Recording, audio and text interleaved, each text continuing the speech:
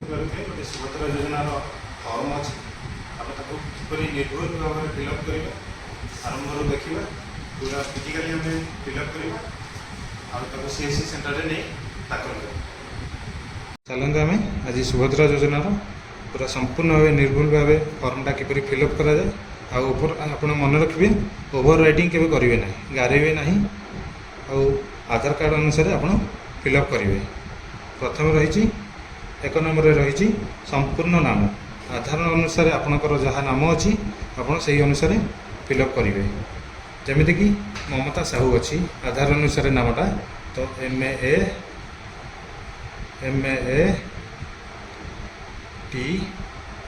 ममता लिखी तापर आपण आधार अनुसार जी स्पेस अच्छी तो स्पेस देवे तो साहू लिखी SAHOO तो ममता साहू लिखिए जमती आपणकर बड़ ना जमती रहीगला तो आप तले लिखिपारे कि स्पेस मेंटेन करेंगे जेपरिक आपणकर आधार कार्ड अनुसार आप स्पेस देकी लिखिए गोटे स्पेस देकी गोटे नाम लिखिए। तापर 2 नंबर रही आधार संख्या आप आधार कार्ड रे 12 टिकिया नंबर रही तो से 12 टिकिया नंबर टाक आप निर्भुल भाव में 4टी कर 12टी नंबर लिखिए जेपरिक 8 6 3 2 एमती आप 1 4 2 2 5 6 6 5 यहपरी भाव में आप 12टी नंबर लिखिए। तापर रही 3 नंबर रही स्वामी किंबा पिता नाम आपणकर आधार कार्ड रे जेपरी आपणकर स्वामी नाम अच्छी किंबा पिता नाम थी ताहले से अनुसार आपणकर जदि पिता नाम अच्छी पिता नाम लिखिए जदि स्वामी नाम अच्छी ताहले स्वामी नाम लिखिए। आपन जदि स्वामी नाम अच्छी ताहले स्वामी नाम लिखिए। धरि नियंतु राकेश साहू RAKESH स्पेस देवे जबरी आधार कार्ड आपनकर स्पेस थी तो स्पेस देवे स्पेस देखी साहू लिखिए तो निर्भुल भाव में आप लिखिए साहू लिखिए। तापर 3 नंबर आपनकर सरीगला तो 4 नंबर रही जन्म तारीख आपनकर आधार कार्ड रे जहाँ जन्म तारीख अच्छी तो सही अनुसार लिखिए। 4 नंबर अच्छी आपनकर जन्म तारीख प्रथम अच्छी दिन आपन कौ दिन रे जन्म होइछन आपन धरि नियंतु 6 तारीख रे जन्म होइछन तो 06 तापर रहिला मास रे लिखिए आपन धरि नियंतु 9 मास रे जन्म होइछंती तो 09 लिखिए।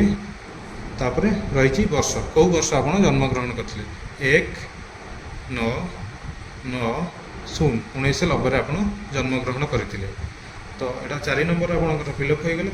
तो 5 नंबर रही वर्ग आपन कौ जाति आपन साधारण जाति माने जनरल कास्ट अनुसूचित जाति माने OBC 3 नंबर अच्छी अनुसूचित जाति माने SC ST तो यही 3टा भर आप जो कास्ट रही थे तो से लिखे मोर जमी धरी नियंतु तो साधारण जाति तो जनरल आप टिक मारे जेकोसी आप टिक मारला बेले जोटा है गोटाए टिक मारे। तापर 6 नंबर रही आपणकर शारीरिक भिन्नक्षम जदि आप शारीरिक भिन्नक्षम होते ताले हाँ रे ठीक मारे जदि शारीरिक भिन्नक्षम हो नथिबे ताले ना रे ठीक मारे ताले आप जदि न होइथिबे ताले ना रे ठीक मारे।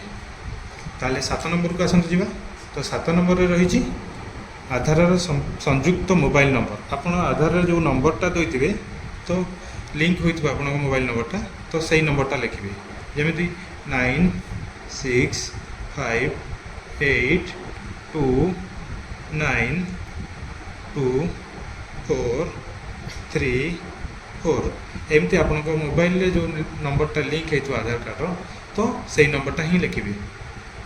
ठीक अच्छे आप अलग नंबर लिखे आप नंबर जोटा आधार कार्ड जो नंबरटा आप लिंक हो तो सही नंबरटा ही लिखिए। तापर 8 नंबर रही विकल्प मोबाइल नंबर 8 नंबर देखी नि मन रखु 8 नंबरटा हूँ विकल्प मोबाइल नंबर आप रिलेटिव हो हजबैंड हूँ कि बापा माँ भाई जहाँ भी नंबर अच्छी तो ताकू आप फिलअप करेंगे भल भाव में फिलअप करेंगे आपन से नंबरटा आप फिलअप करेंगे। तापर 9 नंबर रही आपणकर जिला आपन कौ जिलार ଆପଣ ଭଲ ଭାବରେ ଦେଖିନିଅନ୍ତୁ। 9 ନମ୍ବରରେ ରହିଛି ଆପଣ କେଉଁ ଜିଲ୍ଲାର। ଧରି ନିଅନ୍ତୁ ଆପଣ ଯାଜପୁର ହୁଅନ୍ତୁ, କଟକର ହୁଅନ୍ତୁ, ତ କଟକ ଲେଖିଥିବେ CUTTACK, ଆପଣ କଟକ ଲେଖିବେ। ତାପରେ 10 ନମ୍ବରରେ ଅଛି ଗ୍ରାମାଞ୍ଚଳ ନିମନ୍ତେ। ଆପଣ ଯଦି ଗାଁରେ ରହୁଥିବେ ତାହେଲେ ଗ୍ରାମାଞ୍ଚଳ ନିମନ୍ତେ ଯେଉଁ ଗାଁର ଆଡ୍ରେସଟା ଆପଣ ନିଜ ଗାଁର ଆଡ୍ରେସଟା ଲେଖିବେ।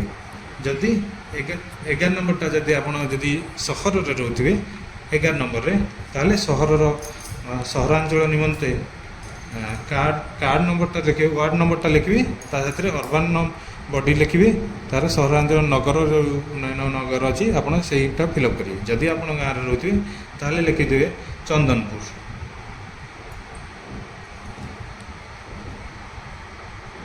ଚନ୍ଦନପୁର ଲେଖିବେ। ଗ୍ରାମ ପଞ୍ଚାୟତରେ ଲେଖିଦେବେ ଆପଣଙ୍କର ଯାହା ବି ଅଛି, ତ ଚନ୍ଦନପୁର ଲେଖିବେ।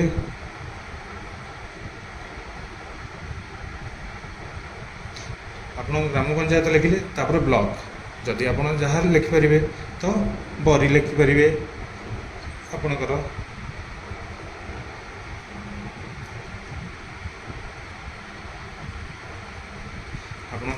ଏଇଟା ଫିଲ୍ଅପ୍ କରିବେ। ଯଦି ଆପଣ ସହରରେ ରହୁଥିବେ ତାହେଲେ ଆପଣ ଏ ସହରଟାକୁ ଫିଲ୍ଅପ୍ କରିବେ, 10 ନମ୍ବରଟାକୁ ଆପଣ ଫିଲ୍ଅପ୍ କରିବେ ନାହିଁ। ମନେ ରଖନ୍ତୁ 11 ନମ୍ବରଟା ଯଦି ଆପଣ ସହରରେ ରହୁଥିବେ ସହରର ଫିଲ୍ଅପ୍ କରିବେ, ଯଦି 10 ନମ୍ବରରେ ଆପଣ ଗ୍ରାମରେ ରହୁଥିବେ ତାହେଲେ ଗ୍ରାମର ଫିଲ୍ଅପ୍ କରିବେ।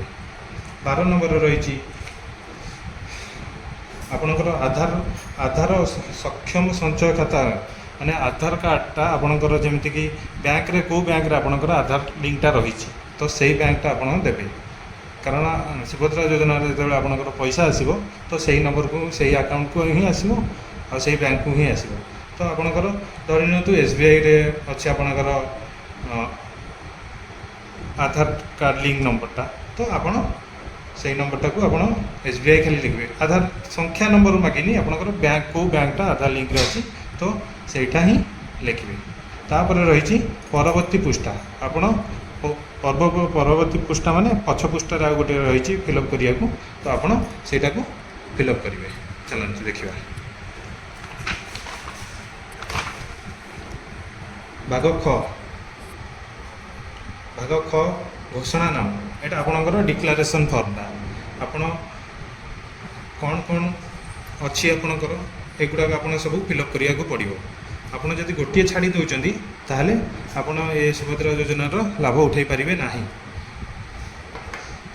ଲେଖା ହେଇଛି, ମୁଁ ଏଦ୍ୱାରା ଘୋଷଣା କରୁଅଛି ଯେ ପୂର୍ବ ପୃଷ୍ଠାରେ ଲିଖିତ ତଥ୍ୟ ମୋର ଆଜ୍ଞା ଅନୁଯାୟୀ ସତ୍ୟ ଅଟେ। ମୁଁ ଜ୍ଞାତ ଯେ ଏଥିରେ କୌଣସି ମିଥ୍ୟା ପ୍ରମାଣିତ ହେଲେ ଏହି ଆବେଦନକୁ ପ୍ରତ୍ୟାଖ୍ୟାନ କରାଯାଇପାରେ ଏବଂ ଆଇନଗତ କଠୋର କାର୍ଯ୍ୟାନୁଷ୍ଠାନ ଗ୍ରହଣ କରାଯାଇପାରେ। ଦୟାକରି ପ୍ରଯୁଜ୍ୟ ସ୍ଥାନରେ ଟିକ୍ ଚିହ୍ନ ମାରନ୍ତୁ। ଆପଣ ଏଇଟାକୁ ଆପଣ ଡିକ୍ଲାରେସନ୍ ଫର୍ମ ହିସାବରେ ନେଉଛନ୍ତି, ସେମାନେ ଯେଉଁଠିକି ଆପଣ ଟିକ୍ ମାରିବେ। ଆପଣ ଯଦି ସେଇ କ୍ରାଇଟେରିଆରେ, ଯେଉଁ ସୁଭଦ୍ରା ଯୋଜନାର କ୍ରାଇଟେରିଆ ଯେଉଁ ଦେଇଛି, ତ ଆପଣ ଯଦି ସେଇ କ୍ରାଇଟେରିଆରେ ଆପଣ ଆସୁଛନ୍ତି ତାହେଲେ ଆପଣ ସୁଭଦ୍ରା ଯୋଜନାର ଲାଭ ଉଠାଇ ପାରିବେ।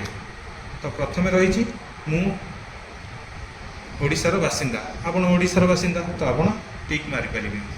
ଦ୍ୱିତୀୟରେ ରହିଛି 1 ଜୁଲାଇ 2024 ସୁଦ୍ଧା ମୋର ବୟସ 21 ବର୍ଷ କିମ୍ବା ତାଠାରୁ ଅଧିକ ଏବଂ 60 ବର୍ଷରୁ କମ୍ ଅଟେ। ଆପଣମାନଙ୍କୁ ପ୍ରଥମରୁ କହିଛନ୍ତି, ଆପଣମାନେ ବି ଜାଣିଥିବେ କି 21 ବର୍ଷରୁ ଅଧିକ ଆଉ 60 ବର୍ଷରୁ କମ୍ ଲୋକ ଯିଏକି ଏହି ସୁଭଦ୍ରା ଯୋଜନାର ଲାଭ ଉଠାଇ ପାରିବେ। ତ ସେଥିପାଇଁ ଆପଣ ଯଦି ସେତିକିରେ ସେଇ କ୍ରାଇଟେରିଆ ଆପଣ ଫିଲ୍ଅପ୍ କରୁଛନ୍ତି ତାହେଲେ ଆପଣ ଟିକ୍ ମାରିବେ। ତାର 3 ନମ୍ବରରେ ରହିଛି, ମୁଁ କୌଣସି ରାଜ୍ୟ କିମ୍ବା କେନ୍ଦ୍ର ସରକାରଙ୍କ ଯୋଜନା ଅଧୀନରେ ମାସିକ 1500 ଟଙ୍କା ଅଥବା ତଦୁର୍ଦ୍ଧ୍ୱ, ମାନେ ତାଠାରୁ ଅଧିକ କିମ୍ବା ବାର୍ଷିକ 18,000 ଟଙ୍କା ଅଥବା ତଦୁର୍ଦ୍ଧ୍ୱ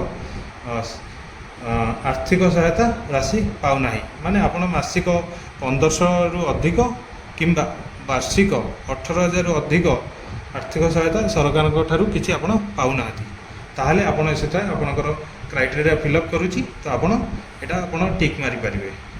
ତାପରେ ରହିଛି, ମୁଁ କିମ୍ବା ମୋ ପରିବାର କୌଣସି ସଦସ୍ୟ ବର୍ତ୍ତମାନ କିମ୍ବା ପୂର୍ବତନ ସାଂସଦ, MP କିମ୍ବା ବିଧାନସଭା ସଦସ୍ୟ MLA ନୁହନ୍ତି। ମାନେ ଆପଣଙ୍କର ଯଦି କୌଣସି ପରିବାରର ଜଣେ କିଏ MLA MP ଥିବେ ତାହେଲେ ସୁଭଦ୍ରା ଯୋଜନାର ଆପଣ କେବେ ଲାଭ ଉଠାଇ ପାରିବେନି। ତାପରେ ରହିଛି ମୁଁ କିମ୍ବା ମୋ ପରିବାରର ସଦସ୍ୟ ଆୟକର ଦାତା କେହି ନାହାନ୍ତି। ଆପଣଙ୍କର ଯଦି ଆୟକର ଦାତାରେ କିଏ ଅଛନ୍ତି ତାହେଲେ ଆପଣ ଏ କ୍ରାଇଟେରିଆ ଫିଲ୍ଅପ୍ କରିପାରିବେନି, ତ ଆପଣ ରିଜେକ୍ଟ ହୋଇଯିବେ। ତ ଯଦି କେହି ନାହାନ୍ତି ତାହେଲେ ଟିକ୍ ମାରିବେ। ଏସବୁ ରହିଛି ଆପଣଙ୍କର, ଏଇଗୁଡ଼ାକ ଆପଣମାନଙ୍କର ରହିଛି ଯେ ଆପଣ ଏଇ କ୍ରାଇଟେରିଆ ଯଦି ଫିଲ୍ଅପ୍ କରୁଛନ୍ତି ଟିକ୍ ମାରିଲେ ତାହେଲେ ଆପଣ ସୁଭଦ୍ରା ଯୋଜନାର ଲାଭ ଉଠାଇ ପାରିବେ।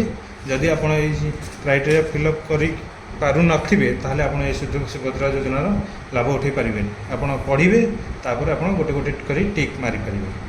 ତାପରେ ରହିଛି ବିଭାଗ ଗ, ଏତଦବ୍ୟତୀତ ମୁଁ ନିମ୍ନଲିଖିତ ପାଇଁ ସହମତି ଜଣାଉଛି।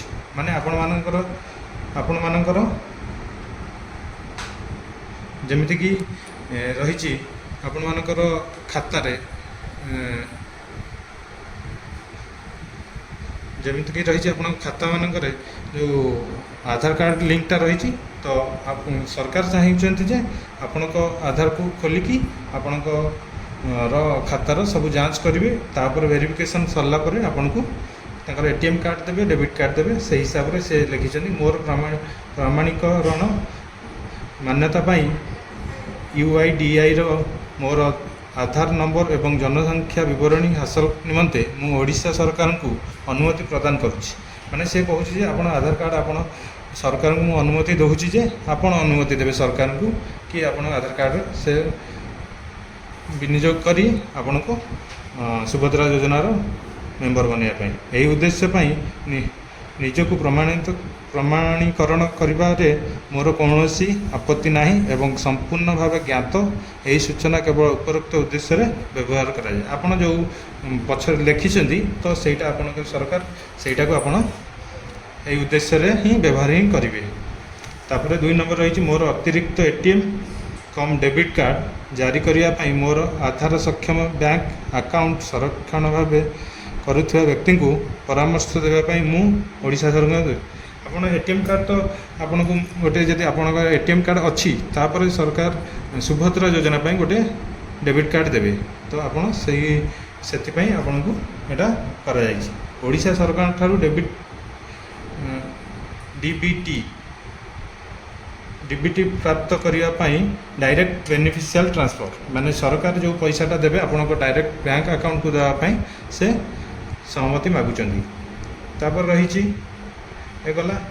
ତାପରେ ରହିଛି ମୁଁ ଏହା ମଧ୍ୟରେ ସହମତ ଯେ ଓଡ଼ିଶା ସରକାର ସୁଭଦ୍ରା ପାଇଁ ମୋର ପରିଚୟ ପ୍ରତିଷ୍ଠା ଏବଂ ପ୍ରମାଣିତ କରିବା ପାଇଁ ନିମନ୍ତେ ମୋର ଆଧାର ସଂଖ୍ୟାର ବ୍ୟବହାର କରିବେ। ତାହେଲେ ଆପଣଙ୍କ ଆଧାର ନମ୍ବରକୁ ସରକାର ବ୍ୟବହାର କରିପାରିବେ ବୋଲି ସେ ଅନୁମତି ଆପଣ ଦେବେ। ମୁଁ ସୁଭଦ୍ରା ଅଧୀନରେ ଥିବା ସମସ୍ତ ନିୟମ ଓ ସର୍ତ୍ତାବଳୀକୁ ସହମତ ଅଟେ। ସୁଭଦ୍ରା ଯୋଜନାରେ ଯାହା ଆପଣଙ୍କର ସହମତି ଆଉ ସର୍ତ୍ତାବଳୀ ଅଛି ଆପଣ ସେଥିରେ ସହମତ ବୋଲିକି ଆପଣ ଗୋଟେ ସିଗ୍ନେଚର୍ ମାରିବେ। ଏଠି ସିଗ୍ନେଚର୍ ମାରିବେ। ତାପରେ ରହିଛି ଯେଉଁଦିନ ଆପଣ ଆପ୍ଲାଏ କରିବେ ତ ସେଇଦିନ ଆପଣ ଡେଟ୍ ମେନସନ୍ କରିବେ। ତାପରେ ଆପଣ ନେଇ SSC ସେଣ୍ଟରରେ ଦାଖଲ କରିବେ। ଧନ୍ୟବାଦ।